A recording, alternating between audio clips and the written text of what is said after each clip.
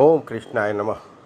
भक्तों, यूँ तो कृष्ण मंदिर भारत और विश्व के हर कोने में है, लेकिन भारत के जो प्रसिद्ध 10 कृष्ण मंदिर हैं वो हैं जगन्नाथ मंदिर भुवनेश्वर, दूसरा है प्रेम मंदिर वृंदावन, इस्कॉन मंदिर वृंदावन तीसरे स्थान पर है, चौथे स्थान पर है द्वारकाधीश मंदिर मथुरा, श्रीनाथ मंदिर नाथ द्वारा राजस्थान पाँचवें स्थान पर आता है, इस्कॉन मंदिर बेंगलोर छठे स्थान पर आता है, श्री रणछोड़दास जी महाराज मंदिर गुजरात में है।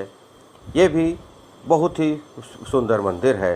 अरुलमिंगु श्री पार्थ सारथी मंदिर चेन्नई में है। बालकृष्ण मंदिर हम्पी कर्नाटक में है।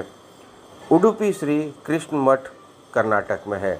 ये प्रसिद्ध 10 मंदिर मेरे विचार से बहुत ही सुंदर हैं और इनका दर्शन अत्यंत लाभदायक है।